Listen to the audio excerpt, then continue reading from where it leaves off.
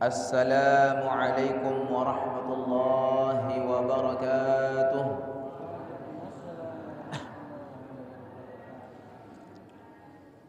Alhamdulillah alladzi ja'ala syahra ramadhana sayyida syuhur, wassalatu wassalamul akmalanil atammani ala sayyidina Muhammadin صاحب المقام المحمود واللواء المنشور، صلاة وسلاما دائمين إلى يوم البعث والنشور.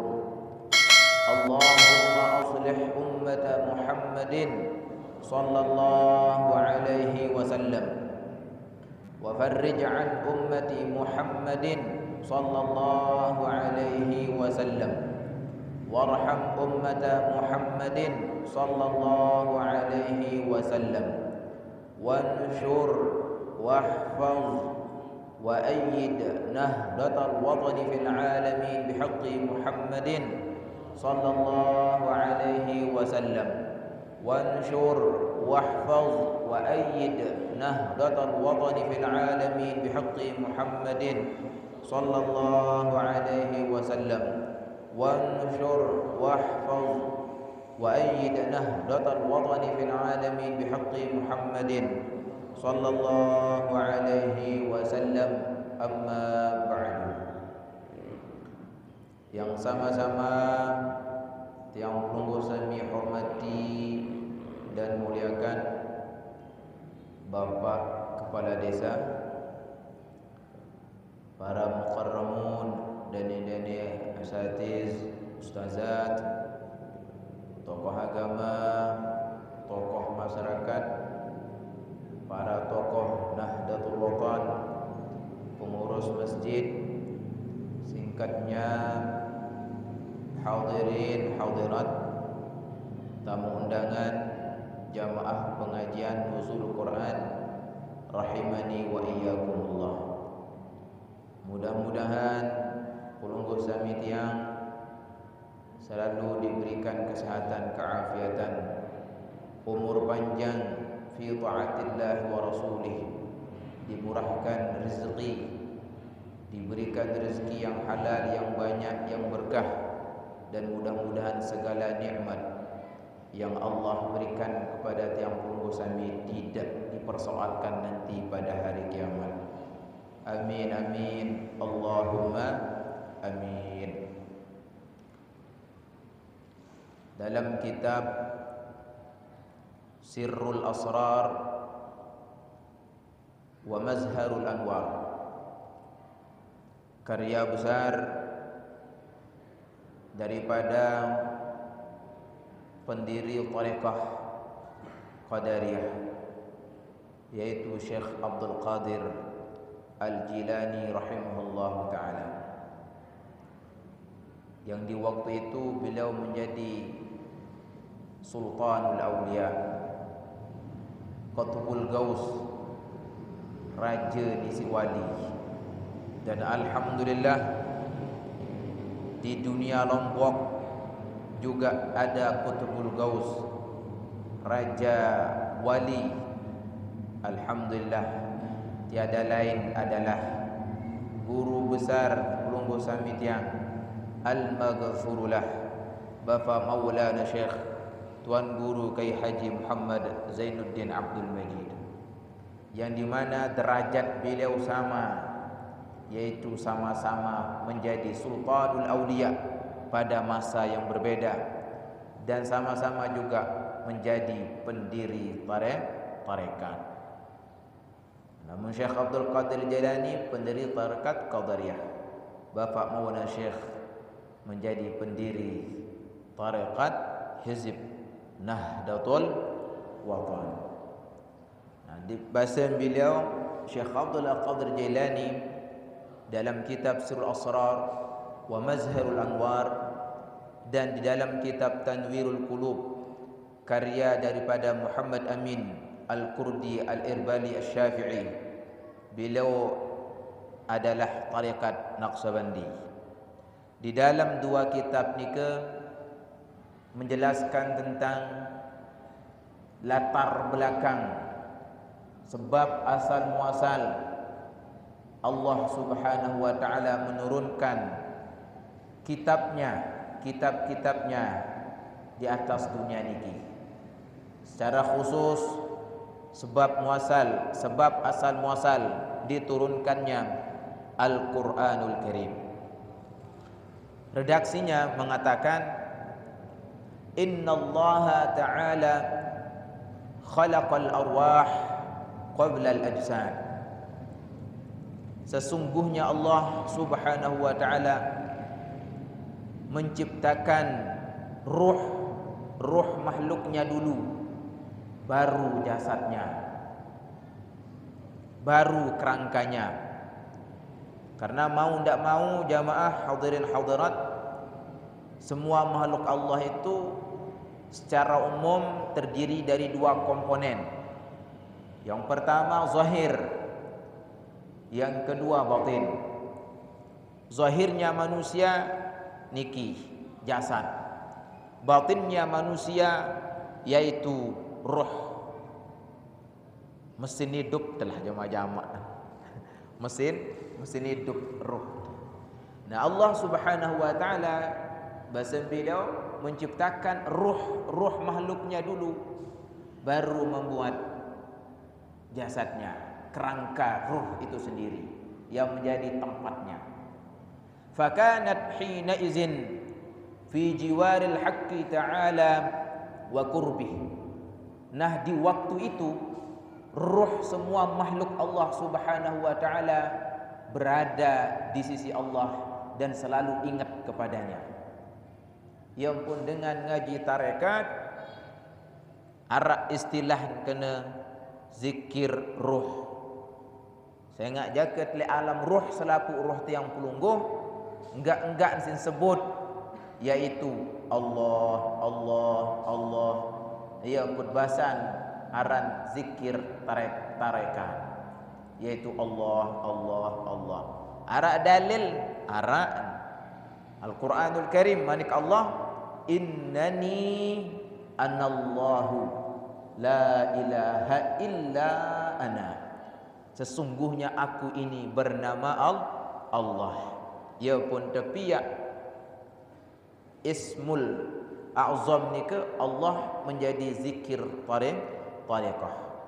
Nah, ia unin zikir salapu ruh makhluk nenek laik le alam arwah. Allah. Dek nuah lupa. Ojok dia sida Allah Subhanahu wa taala. Falamma amaraha an tata'allaqa bil ajsadi arafatil ghaira, ay arafatir ruhu ghairallahi, takdirannya. Ketika Allah Subhanahu wa taala menyuruh, memerintahkan ruh-ruh makhluknya tadi masuk ke jasad masing-masing, barulah ada namanya nafsu. Ketika ada nafsu, barulah mengenal diri kita ini selain Allah Subhanahu wa ta'ala. Syekh Mutawalli Asy-Sya'rawi rahimahullahu ta'ala dalam kitab beliau As-Su'al wal Jawab, 100 persoalan sekaligus jawabannya. Itu karya daripada Syekh Mutawalli Asy-Sya'rawi. Dalam kitab beliau di sana mengatakan nafsu itu ada ketika iltihamur ruh bil ajsad.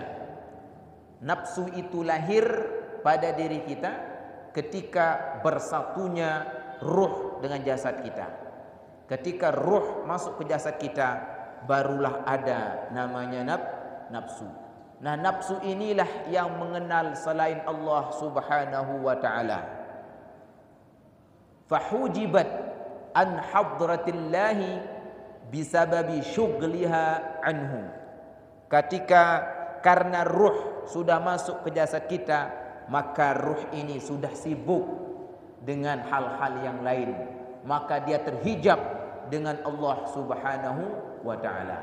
Dan terbukti sekarang banyak orang tak puasa, banyak orang tak solat dan lain sebagainya.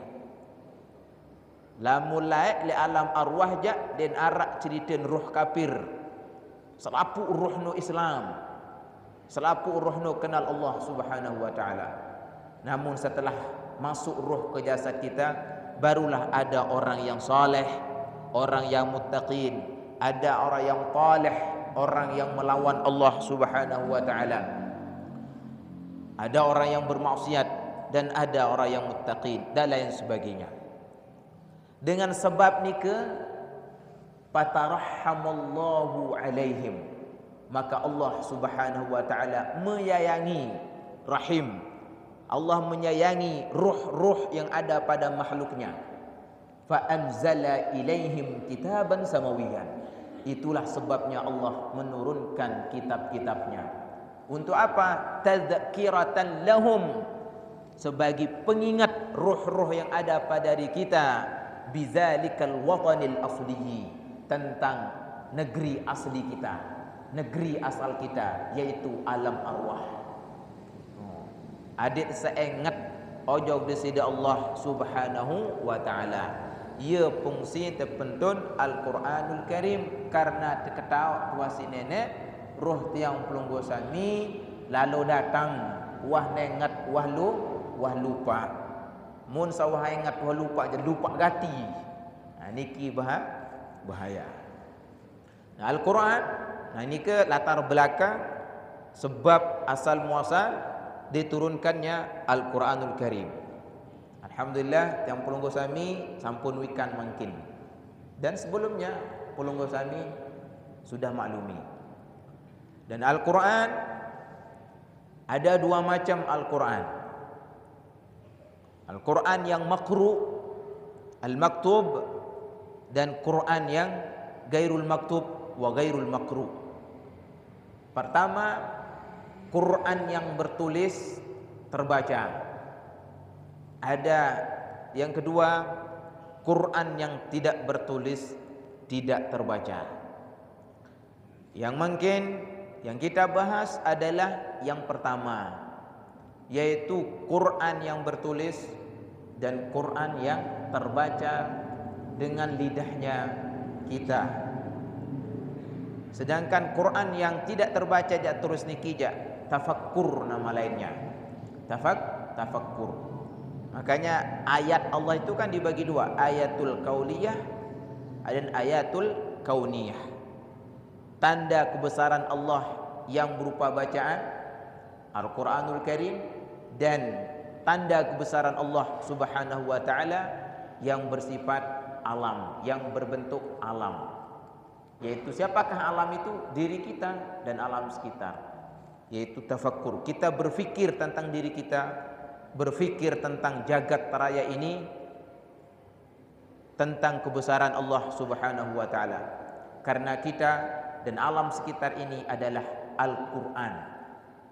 Al-Quran untuk mengetahui siapakah Allah Subhanahu wa taala, yaitu zat yang wajibul wujud, yang memiliki perintah dan memiliki larangan. Yang pertama, Quran yang dibaca tadi. Kata ulama dalam kitab Min Amba'ir Rusul, karya daripada Abdul Halim Mahmud, jilid 2, beliau mengatakan, innal hikmata min takrari kalimati iqra fi haditsil hira. Sesungguhnya hikmah dari pengulangan kalimat kata iqra di dalam hadis Hira, yaitu gua Hira.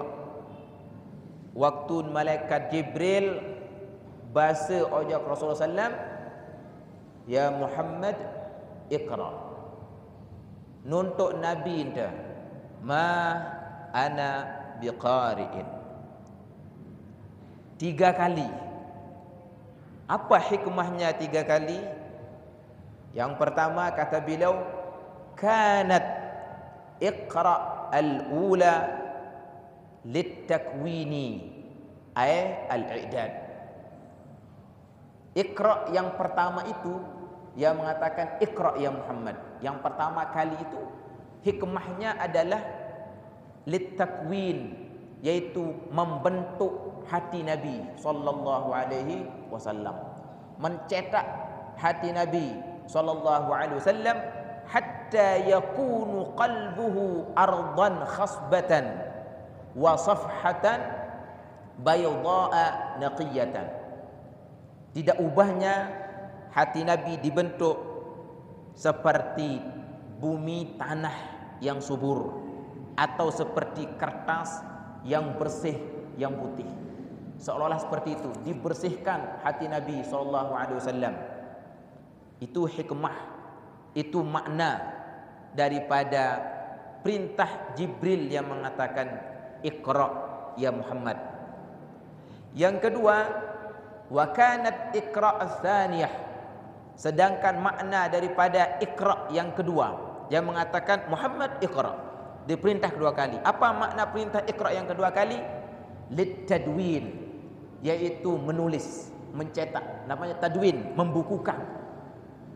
Fayajri ala tilka safhah qalamul qudratil ilahiyah, maka di waktu itulah qalamnya Allah Subhanahu wa taala menulis hati Nabi sallallahu alaihi wasallam.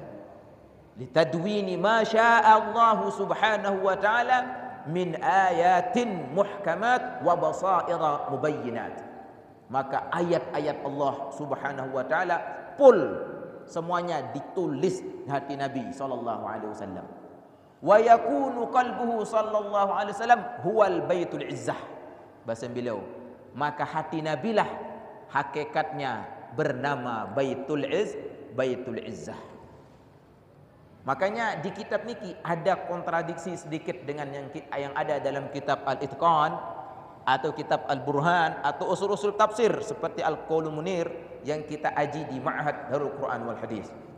Yang di mana Baitul Izzah itu adalah langit pertama, katanya kan, langit Lauhul Mahfuz ke Baitul Izzah. Baitul Izzah ini posisinya dari pertama. Al-Quran diturunkan full jumlatun wahidah dari Lauhul Mahfuz ke Baitul Izzah. Dari Baitul Izzah ke Rasulullah SAW secara munajjaman, secara berangsur-angsur.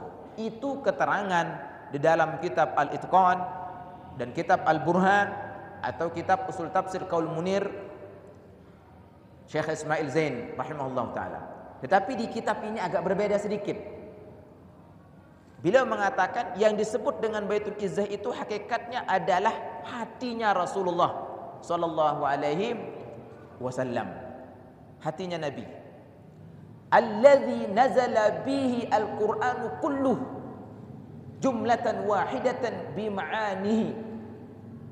Itulah tempatnya Rasulullah Allah SWT menurunkan Quran secara totalitas lengkap dengan maknanya di hati Nabi sallallahu alaihi wasallam. Walaysa baitul izzati huwa as-sama'ud dunya kama yafhamul ba'du. Bahasa beliau Abdul Halim Mahmud, bukan maknanya Baitul Izzah itu adalah langit pertama sebagaimana dipahami oleh banyak orang. Kenapa? Fala syakka anna qalba Muhammadin sallallahu alaihi wasallam a'azzu minas samawat. Karena tidak ada keraguan sama sekali, sesungguhnya hati Rasulullah sallam adalah a'azzu, lebih mulia, lebih agung minas samawat, dari 7 lapis langit. Tidak ada yang lebih mulia dari hati Nabi SAW. Famin nurihi khuliqatil ardu was samawati wal kainat. Karena dari nur Muhammad lah, dari nur Rasulullah SAW diciptakan bumi 7 lapis, langit 7 lapis, wal kainat, dan segala makhluknya. Tentu Nabi ini menjadi dalil yang menjadi bukti bahwasanya hati Nabi SAW jauh lebih mulia dari segala-galanya. Makanya beliau menulis firman Allah, dalil Al-Quran, "Lau anzalna hadzal Qur'ana 'alal jabali, lau anzalna hadzal Qur'ana 'alal jabali la ra'aitahu khashi'an mutasaddian min khasyatillah." Makhluk yang paling kuat jamaah di muka bumi niki, yang paling kuat adalah gunung. Makhluk Allah yang paling kuat di bumi niki adalah gunung. Maka ketika lebih banyak gunungnya, peluang untuk terjadi gempa itu sedikit. Itu hikmahnya di Mekah Al-Mukarramah, gunungnya banyak. Gunungnya banyak, maka peluang kejadian gempa itu tidak ada. Atau apun ada sedikit. Ia pun bahasa yang pansak bumi. Searan gunung. Makhluk terkuat. Tuh juga manik Allah en pentun Quran le gunung ni ke en hancur karena takutnya, haibahnya kalam Allah, wibawa agungnya kalam Allah Subhanahu wa taala. Tentu gunung yang paling kuat yang mampu membawanya. Siapakah gunung yang paling kuat ni ke? Adalah hati Nabi sallallahu alaihi wasallam. Nika bahasa beliau. Makanya Baitul Izzah itu sejatinya adalah hati Nabi sallallahu alaihi wasallam. Sudah full Al-Quran di hati Nabi sallallahu alaihi wasallam. Barulah wa kanat iqra'is salisah, dan hikmah daripada kata malaikat Jibril yang mengatakan Iqra ya Muhammad yang ketiga kalinya adalah litabyin, untuk menjelaskan makna-makna yang sudah Allah turunkan secara utuh, secara full semuanya di hati Nabi sallallahu alaihi wasallam. Kan begitu. Litabyinil ayati allati yuridullah subhanahu wa ta'ala inbataha wa izharaha wa tibyanaha liyahdi man yasha'u min ibadihi. Itulah sebabnya Allah mengutus malaikat Jibril untuk menerangkan Rasulullah sallallahu alaihi wasallam ayat-ayat yang dimaksudkan oleh Allah, yang harus Nabi jelaskan kepada umatnya. Itu sebabnya Nabi SAW kalau kita ngaji usul fikih, ikhtilaf ulama, apakah Nabi itu berijtihad atau tidak? Apakah Nabi berijtihad atau tidak? Ulama sebagian mengatakan berijtihad, sebagian mengatakan Nabi tidak berijtihad. Tapi yang mengatakan berijtihad ini diunggulkan oleh ulama dengan bukti, dengan dalil. Pertama, Rasulullah sallallahu alaihi wasallam waktu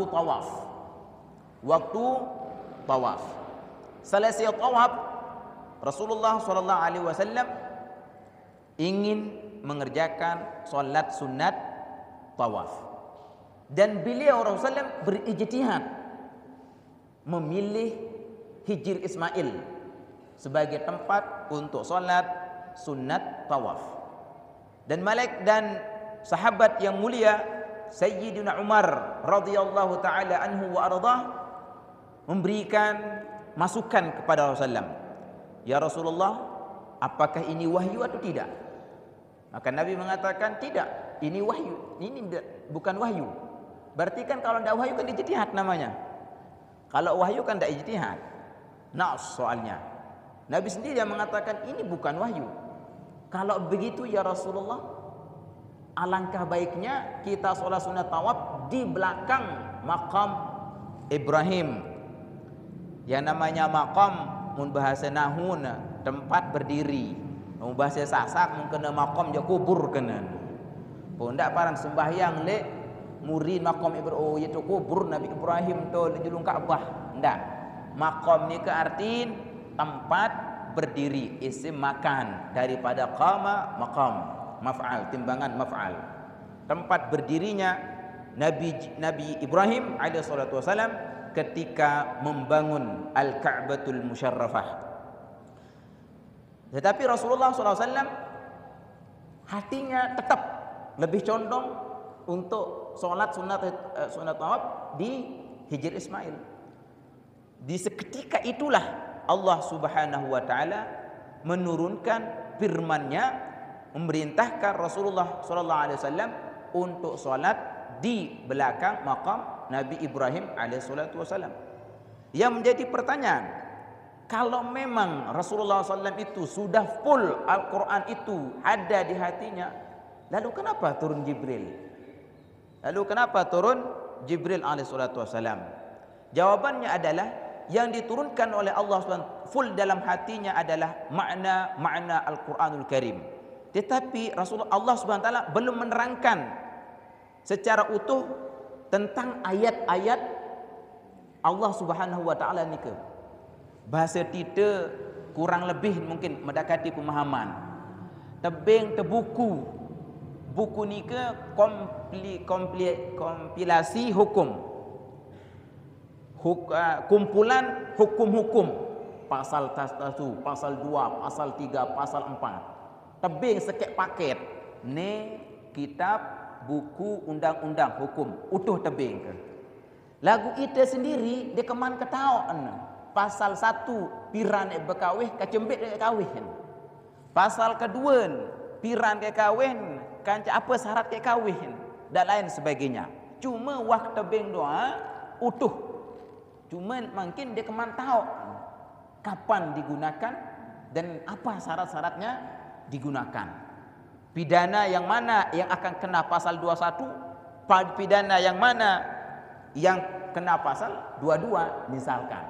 Nah begitulah tidak ubahnya seperti itu Al-Quranul Karim. Memang utuh sudah diturunkan Allah Subhanahu wa taala litadwin yang tadi, Iqra yang kedua tadi. Namun Rasulullah SAW belum tahu apakah ayat ini kepakai yang di sini, kepakai pada ini, kepakai pada yang ini. Itu sebabnya diturunkan malaikat Jibril alaihi salatu wasallam litabyin untuk menjelaskan, wahai Muhammad, pakai ayat yang ini, pakai yang ini, pakai yang ini. Begitu juga kejadian yang kedua, waktu rapat paripurna lah begitu. Tentang jarahan perang Badar bersama para tawanan. Tawanan perang Badar, orang-orang kafir yang tertawan waktu perang Badar. Rasulullah SAW walaupun jadi Nabi tidak mau bersikap memutuskan perkara semau gue. Ini menjadi sunnah nabawiyah. Berembe-rembe kepentar, berembe-rembe jabatan, harus tegawe searan rapat. Musyawarah. Berembe-rembe kepentar, berembe-rembe napi-napi jarin, harus searan rapat kalau masalah ini ke masalah umum tentunya. Nah, Rasulullah SAW maraniki walaupun dia boleh jadi Nabi, beliau kumpulkan para sahabatnya. Bagaimana sikap terbaik terhadap tawanan? Apakah et matiin dan kafir sak kesekok kena kok niki, atau et bebasan dengan syarat arak tebusan, atau et jarian budak? Para sahabat berbeda pendapat di waktu nikah. Ada yang mengatakan kita bunuh saja Rasulullah. Saya nak mau tak lepas sembarang kan saya nawaan. Saya berajah neto. Saya tenak ne batur. Kan nyala telemak pian di penyakit. Ada pendapat mengatakan ya Rasulullah tebebasan bayi sila. Lagu dengan syarat ditebus. Begak-begaan penebus nikah Nabi. Masukkan income kita. Begitu ya. Sebagai income-nya kita. Kenapa? Karena Nabi SAW, para sahabat mengatakan, ya Rasulullah maklumi, kita ini kan miskin semua ini. Walaupun kita dulunya kaya, tapi kekayaan kita kan kita tinggalkan di Mekah. Kita lari ke Madinah, mengiring engkau ya Rasulullah, semata-mata untuk mendapatkan ridha Allah Subhanahu wa taala, kita tinggalkan semua kekayaan itu di Mekah, harta benda. Dan sekarang kita miskin ya Rasulullah. Tidak ada masukan kita. Maka kita jadikan budak ini sebagai tawan ini sebagai masukan kita, income kita untuk membantu jamaah-jamaah kita ini. Kasihan dia. Nah, Nabi SAW lebih condong ke pendapat yang ini. Masuk akal, logik, benar. Kata Nabi, benar juga sih. Kalau kita bunuh, kasih sia-sia. Kalau kita bunuh memang yang tadi itu yang terjadi. Jumlah kuantitas kafir Quraisy berkurang. Namun tidak ada masukan. Nah, ada yang berujung tombak dua lah. Tu nia KO, itu agat. Beto KO nia, nyogulan kepeng. Beto agat nite. Mau na pendapatan umat Islam. Arak sin bantu si Rasulullah SAW. Itu kecondongan Nabi. Maka Nabi SAW memilih pendapat yang ini. Tetapi di waktu itu juga Allah Subhanahu wa taala menegur Nabi besar Muhammad sallallahu alaihi wasallam dengan mengutus malaikat Jibril untuk mengambil sikap yang pertama, yaitu kita bunuh saja. Nah, itu artinya sebagai dalil bahwasanya Rasulullah SAW walaupun full Al-Quran dalam hatinya sebagai Baitul Izzah yang hakiki, sebagaimana Abdul Hamid Mahmud dalam kitab beliau tadi, namun Rasulullah SAW tidak luput daripada pengetahuan tidak tahu itu. Kenapa? Karena manusia jamaah yang punya ilmu itu hakikatnya cuma satu, yaitu Allah Subhanahu wa taala. Sedangkan makhluk namanya muallam. Yang alim itu hanya nabi, hanya Allah. Ya alim asmaul husna. Sedangkan selain Allah namanya muallam, yaitu diajarkan baru tahu, diberi pengetahuan baru tahu. Makanya Nabi SAW makhluk, maka Nabi SAW muallam juga. Nah, itu sebabnya Rasulullah SAW diturunkan dijelaskan Quran selama 23 tahun bihasabi mawaqi'aha wa mawadhi'iha, sesuai dengan konteks kondisi di waktu itu. Nah, karena Al-Quran kan membalaghah, likulli maqam maqal. Ada kondisi baru turun ayat, ada kondisi ada turun ayat. Itu disebut dengan asbabun nuzul. Sebagaimana dalam kitab ilmu usul tafsir, Qaulul Munir mengatakan hikmah, fungsi daripada asbabun nuzul itu al-ittila' ala ma'na al-murad min al-ayat wa izalatil ishkal. Ya bahasa Syekh Ismail Zain, guru daripada guru-guru tiang Pelunggu Sami Sa'ari Lombok, Barantan Abah Hanas, Tuan Guru Hilmi Najmuddin. Guru besarnya beliau adalah al-alimul allama Syekh al-faqih Ismail Zain al-Yamani rahimahullahu taala. Ia EP kitab sabar.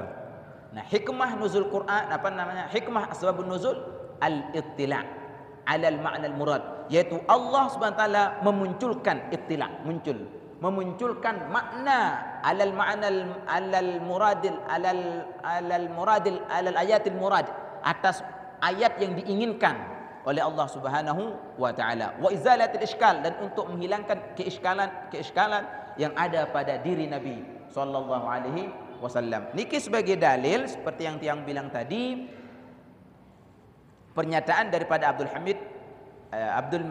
Halim Mahmud tadi, bahwasanya benar Baitul Izzah itu adalah hakikatnya hati Nabi hatinya Nabi sallallahu alaihi wasallam.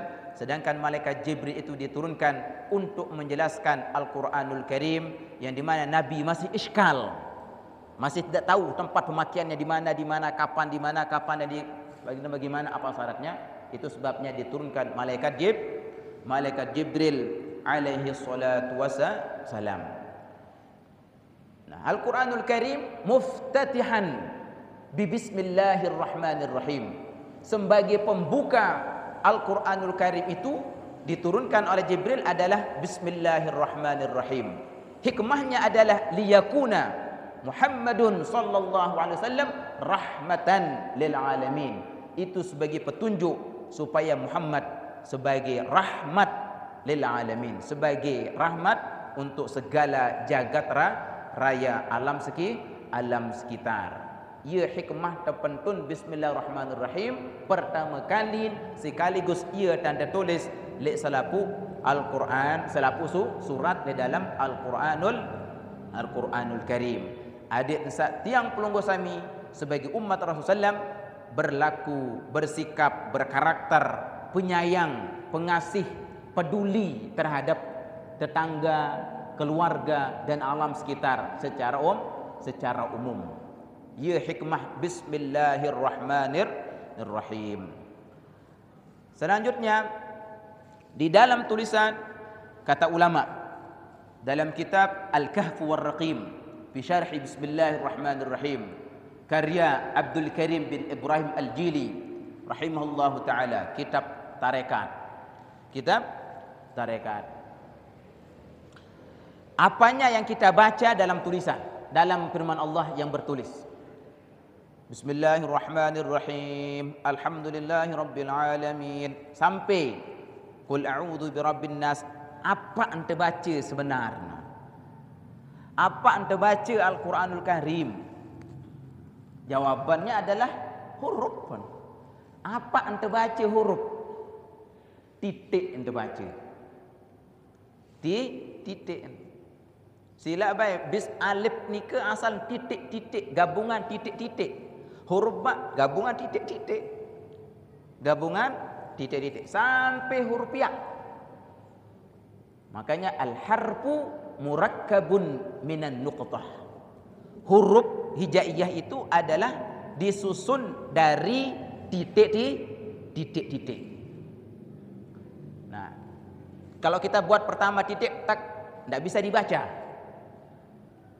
Kalau kita buat titik yang kedua tak, lalu kita garis, barulah bisa dibaca.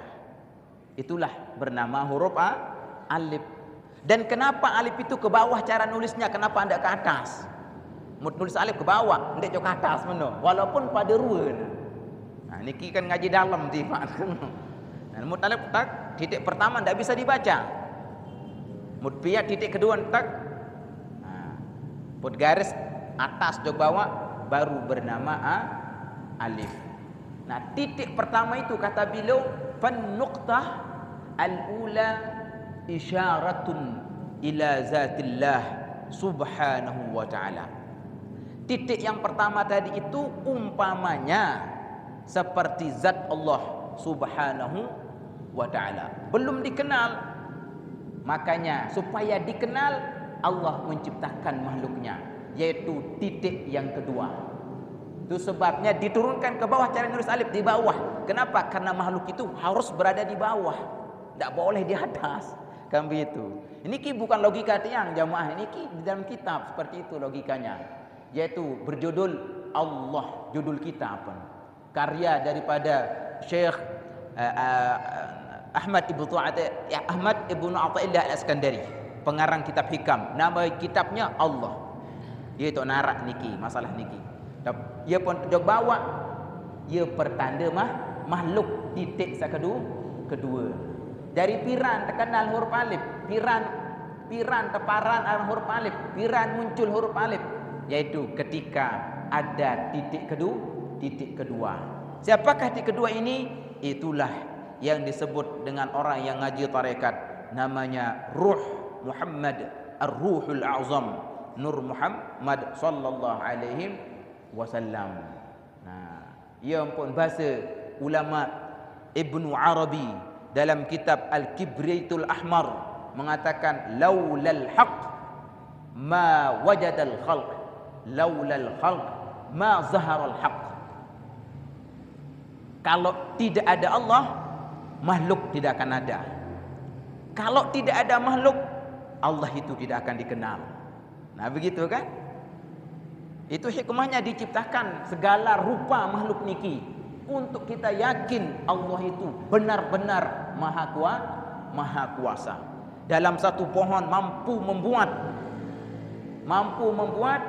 beraneka ragam jenis rasa. Matan pau, wah arak sak masak, arak sandiman masak, kan begitu, arak sak kocek, wah arak belik, kan begitu. Barun pau dan lain sebagainya.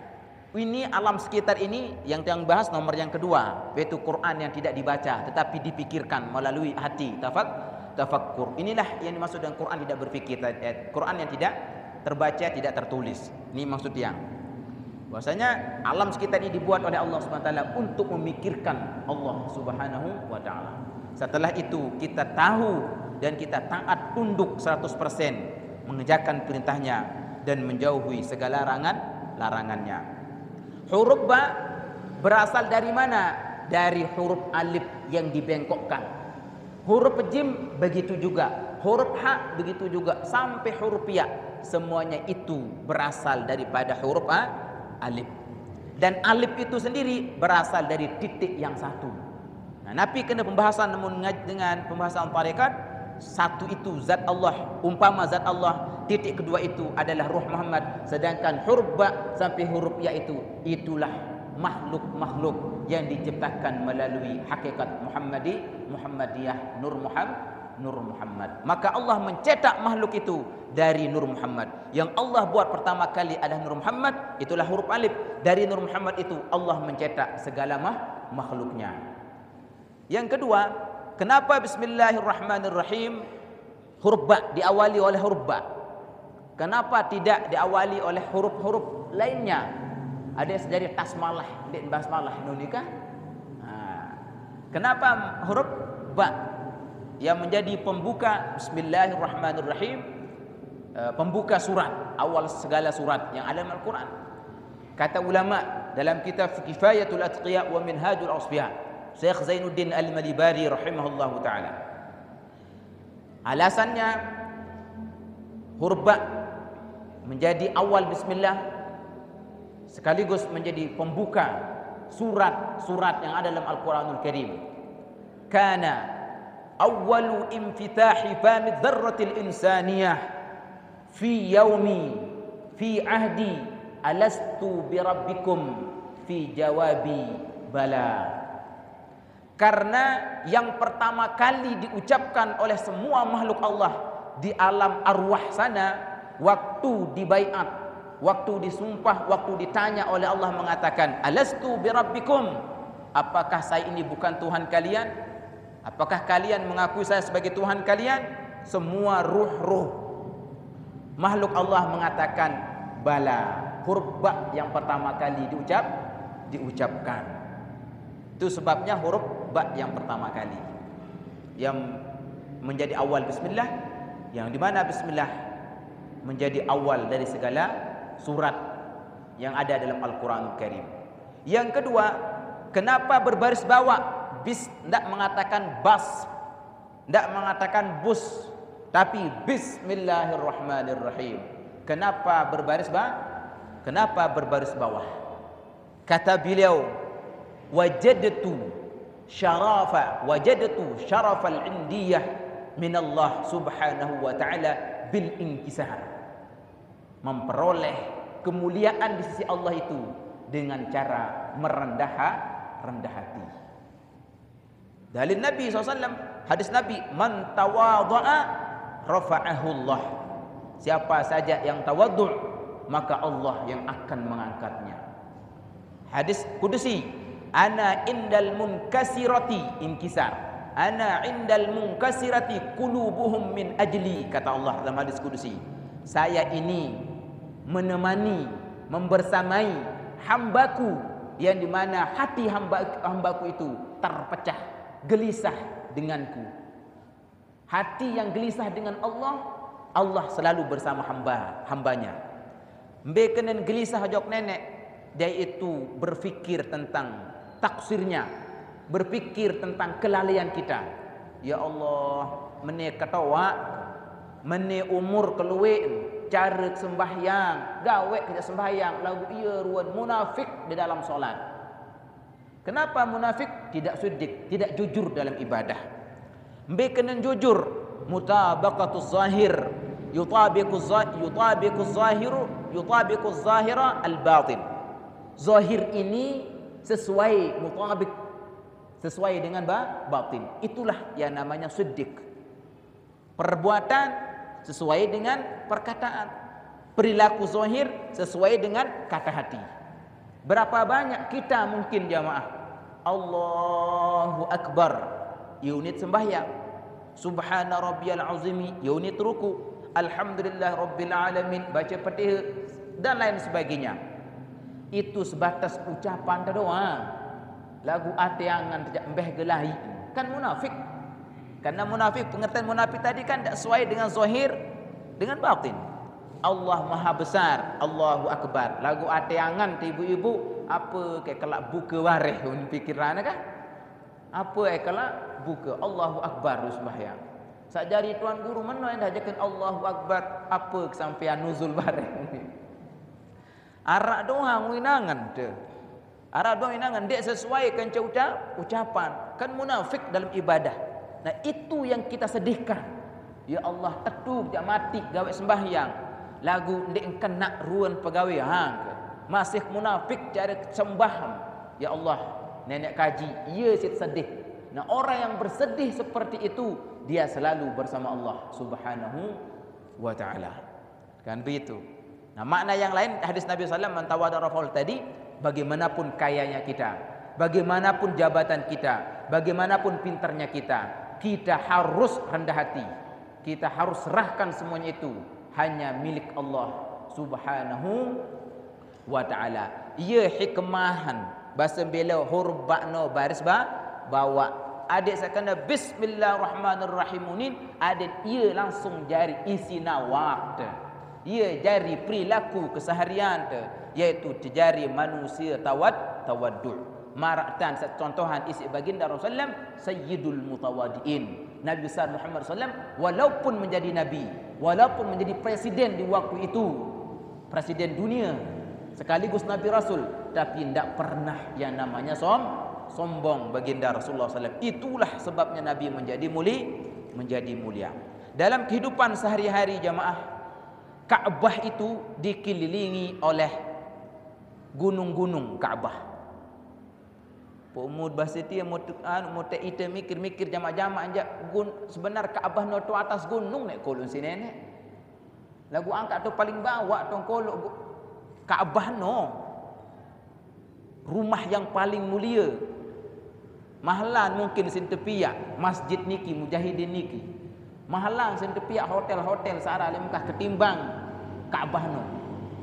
Kamano hanya persegi 4. Belik lalu endek. Kan? Po bawa tu kolok endah si nenek. Po angkat dia kolok lek Jabal Kubais, atas Jabal Kubais bet kolok. Atas Jabal Rahmah bet kolok. Jabal Marwah tu kolok sida Allah SWT ada sejak ketawaf no eskalator kau itu kan. Lagu angkat bawa tu kolok. Niki menjadi pelajaran bagi orang yang berakal. Bahwasanya Ka'bah mulia di sisi Tuhan karena letaknya di bawah. Maka itu bisyarah petunjuk bagi orang yang pergi ke Masjidil Haram. Mudah-mudahan tiang pelunggu Islami bernasib ditakdirkan Allah untuk bisa berhaji dan bisa umrah. Amin amin Allahumma amin. Itu sebagai pelajaran, siapa yang ingin mulia di sisi Allah, maka jadikan dirimu seperti Ka'bah. Ka'bah itu juga ada dalam hati, ada dalam diri kita jamaah. Ka'bah itu ada dalam diri kita. Apakah Ka'bah yang ada dalam diri kita? Itulah hati kita. Mara unin dengan ngaji tarekat. Yang Ka'bah yang ada dalam hati kita, yang ada dalam diri kita adalah hati kita. Maka kita tundukkan hati kita di hadapan Allah Subhanahu wa ta'ala. Jadi singkatnya jamaah, ya wangkah tengaji keterangan Quran sebaris wah baru ya. Yang pertama Iqra, yang pertama litadiyid namanya litakwin. Iqra yang kedua litadwin. Iqra yang ketiga litabyin. Nah niki kan sudah orang intelektual doang niki, sudah pakar-pakar kitab kuning doang niki kan. Was tokoh-tokoh Nahdlatul Wathon tiang datang presentasi wah niki. Lamun salah aja mohon dimaafkan, mohon diluruskan. Lamun salah, lamun kena aja mari kita sama-sama mengerjakan isi-isi, mengamalkan isi-isi Al-Quranul Karim. Sedangkan Quran tidak bertulis nikit, yang ulangi sedikit, yang tidak bertulis nikit yaitu diri kita dan alam sekitar. Kita baca. Setiap Quran punya huruf. Setiap Quran punya huruf. Nabi tak jadi huruf namun Quran sandi terbaca. Misal berketuan. Arab pitu kena bahasa ulama. Dalam kitab Al-Insanul Kamil fi ma'rifatil awaili wal awakhir. Arab pitu huruf langan Quran sandi bertulis alam sekitar marak tiang pelungguh kanca alam sekitar langit bumi niki. Be huruf pertama al hayat, hidup. Hidup niki temikir ye langan terkenal Allah Subhanahu wa taala. Hidup niki lamun nenek no hidup net mungkin hidup, berarti hidup niki ye tanda Allah itu maha hidup. Kedua al-ilmu, berpengetahuan. Itu berdua ilmu niki searak le diri te sejatinya adalah sumbernya adalah Allah Subhanahu wa taala. Sakatalun al-iradah, kehendak, keinginan yang dalam hati kita. Itu semuanya bersumber dari Allah Subhanahu wa taala. Yang keempat kudrah, kemampuan yang ada pada diri kita, itu semua bersumber dari Allah dan diberikan kepada kita untuk mengenalnya. Selanjutnya yang kelima, sama' pendengaran yang ada pada diri kita. Itu semua dari Allah Subhanahu wa taala. Yang keenam, basar, penglihatan.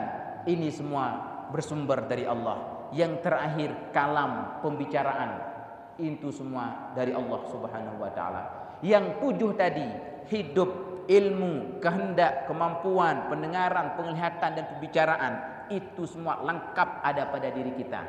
Kenapa Allah taruh tujuh sifat, yang dimana sifat tujuh tadi itu hakikatnya milik Allah, tapi kenapa Allah taruh pada diri kita? Sehingga kita bisa hidup, sehingga kita bisa mencerna, mengenal pengetahuan, kita bisa mendengar, kita bisa melihat, kita bisa bicara. Apa fungsinya Allah menaruh sifat, tujuh sifatnya yang dimiliki hakikatnya olehnya pada diri kita? Apa hikmahnya? Hikmahnya adalah untuk mengenal Allah Subhanahu wa taala. Untuk mengenal Allah. Nah, ia pituh huruf. Jarin sak pitu niki dendek baik anggap ite epen secara hakikat. Nenek epen. Nah, nenek epen. Ia kena la haula wala quwata illa billah. Tidak ada daya upaya kecuali nenek doang. Ia kena nendah inna lillah wa inna ilaihi raji'un. Kita kembalikan semuanya kepada Allah. Sendik teman mati harus innalillah dulu. Bet innalillahan sabarukno hidupno ketulakan ojo di sida Allah. Ilmu kita ketulakan ojo nenek. Pendengaran, penglihatan, pembicaraan kita kembalikan kepada Allah. Ya aran mati sendik teman mati. Kan meno? Te mati sendik teman mati. Ia pun denini, ia pun ini berdua sifat sombong. Ia pun sombong ni ke arah karena masih menganggap sifat-sifat itu milik kita. Ia pun sombong dengan lagu menganggap diri di arah berdua segala-gala nenek. Ja uli dia mungkin sombong. Nah, sampun niki wahatur tiang nggih. Mudah-mudahan ada manfaatnya. Mudah-mudahan segala amal ibadah kita diterima oleh Allah Subhanahu wa taala. Mudah-mudahan dosa kesalahan kita diampuni Allah Subhanahu wa taala. Mudah-mudahan kita semuanya selalu berada di bawah bimbingan taufik hidayah Allah Subhanahu wa taala sampai kita meninggal dunia, dan mudah-mudahan kita mati dalam keadaan husnul khatimah, dikumpulkan bersama Rasulullah SAW dan dikumpulkan bersama guru besar kita al-maghfurullah Bapak Maulana Syekh Tuan Guru Kiai Haji Muhammad Zainuddin Abdul Majid. Amin amin Allahumma amin.